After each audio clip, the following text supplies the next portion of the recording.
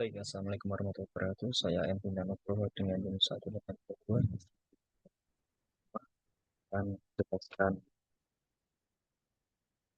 plot dari program yang akan saya buat ini simulasi perambatan panas garpu dengan metode FEM. Baik, untuk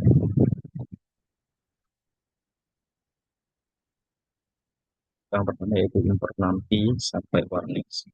Ini adalah blok untuk memanggil library yang dibutuhkan di dalam project.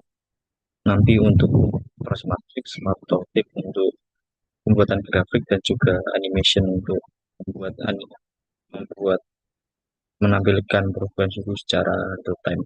Sedangkan grid digunakan untuk mengatur data letak panel visualisasi. Dan ada kelas event yang digunakan untuk menampilkan seluruh simulasi dibungkus dalam sebuah kelas bernama OEM. Kelas ini menyimpan parameter material, geometri, SFM, matrix FM, dan juga solver temperatur. Dan untuk parameter material, yakni ada self K, self Rho, dan juga self CP.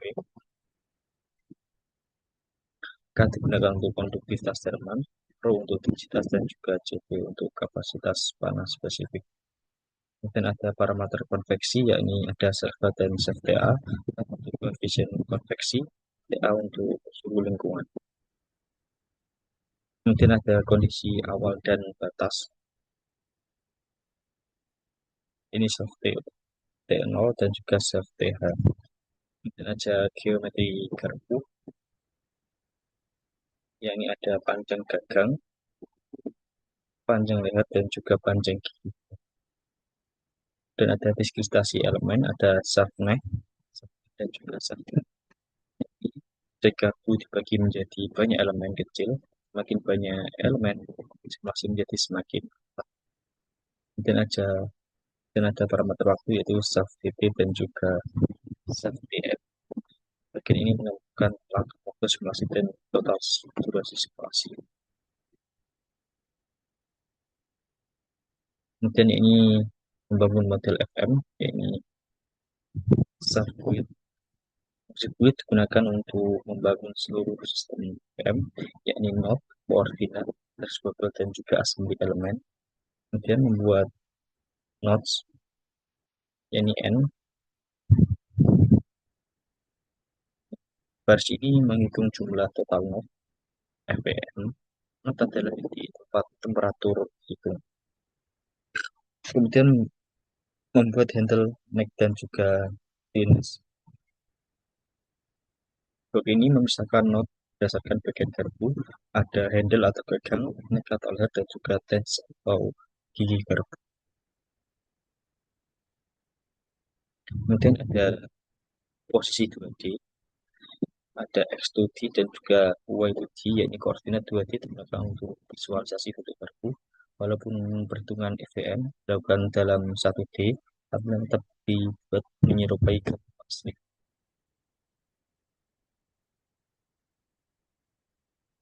Dan untuk matriks FVM, program ini membuat tiga matriks utama, yakni K adalah matriks konduksi, kemudian M adalah matriks massa thermal, dan juga F adalah faktor beban thermal.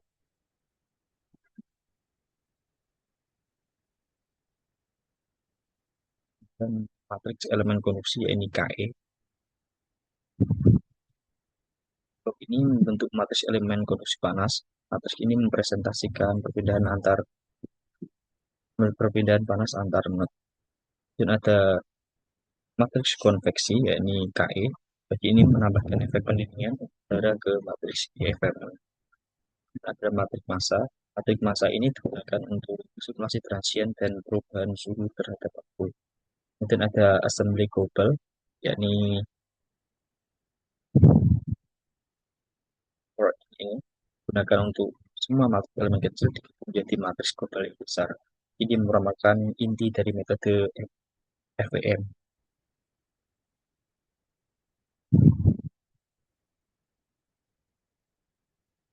Dan ada Craig Nicholson, yakni A sama dengan metode Tren kosong digunakan untuk menghitung evolusi temperatur terhadap waktu. Metode ini stabil dan cepat. Kemudian ada kondisi batasnya yakni Peak sama dengan 1,30. Penalti method digunakan untuk memaksa panas tetap berada pada suhu 300 derajat Celcius. Dan ada inisialisasi suhu.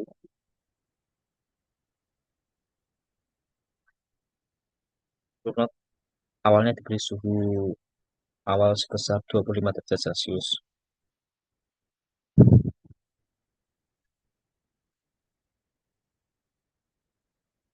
Dan ada loop waktu. Loop ini digunakan untuk menjadikan simulasi waktu langkah demi langkah. Kemudian ada n-panic like solve. Ini digunakan untuk sistem persamaan matriks event diselesaikan untuk mendapatkan distribusi temperatur baru. Kemudian ada history event takeoff untuk menyimpan hasil. Selanjutnya ada visualisasi. Ya, ini bagian ini membuat tampilan utama simulasi, kemudian membuat garis garpu, yakni McLean collection. Setiap elemen FF digambar sebagai garis berwarna sesuai temperatur. Kemudian ada color mark untuk mengubah nilai suhu menjadi warna. Kemudian ada grafik suhu.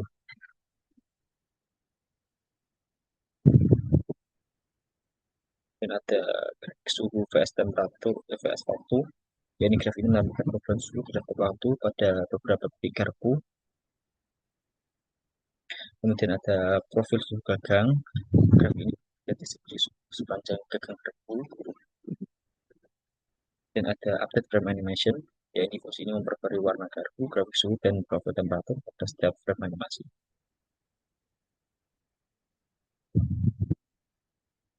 Dan ada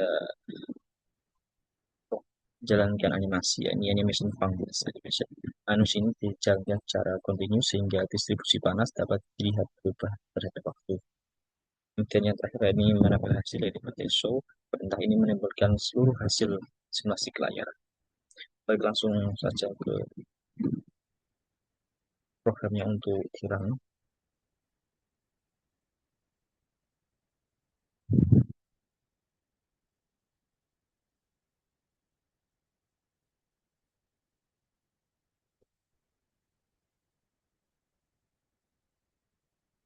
Baik, dapat dilihat di sini adalah hasil dari program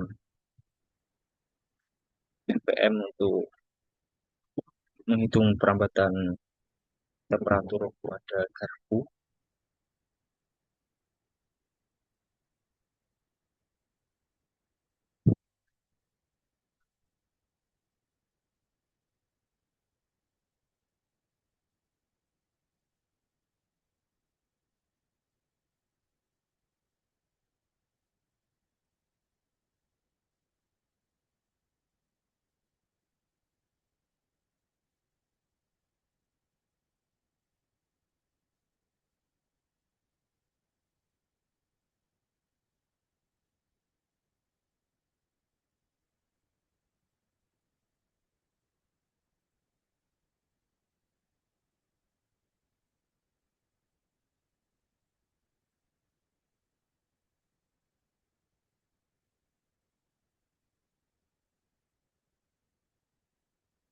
Baik, pada hasil masih dapat kita lihat bahwa proses perambatan panas garpu stainless steel menggunakan metode finite element method atau FEM. Ujung gigi garpu dipanaskan hingga 300 derajat Celcius dan panas mulai merambat ke seluruh struktur garpu seiring waktu.